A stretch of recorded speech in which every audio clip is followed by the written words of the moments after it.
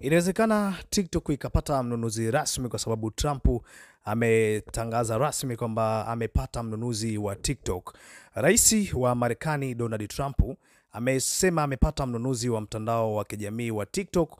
Kulingana na yeye, kuna kikundi cha watu matajiri sana walio tayari kununua jukwaa hilo, lakini hajawataja bado. Nitakuambia kuhusu hilo baada ya wiki mbili. Aliliambia shirika la habari la Fox News siku ya Jumapili.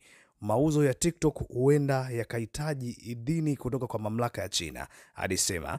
Na rais wa China Xi Jinping, Trump alisema labda atafanya hivyo. Mnamo Aprili mwaka jana, bunge la Marekani lilipitisha sheria iliyoitaka kampuni ya Wachina ya ByteDance kuuza jukwaa lake la TikTok kwa kampuni ya Marekani. Vinginevyo, mtandao wa kijamii ungezuiliwa nchini Marekani kuanzia Januari 19, 2025.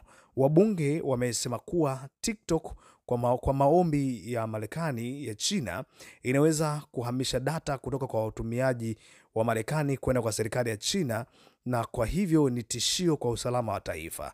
Mtandao huo wa kijamii umekanusha uwezekano huu mara kwa mara.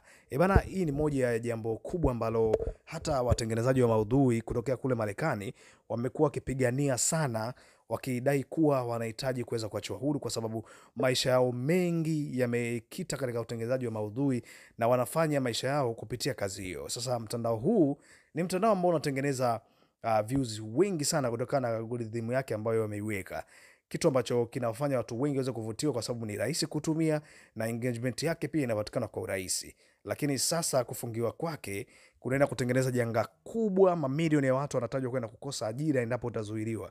Nitakukumbusha tu, mwanzoni huu mtandao ulizuiliwa kwa siku kadhaa, baadaye ukaweza kurejeshwa tena.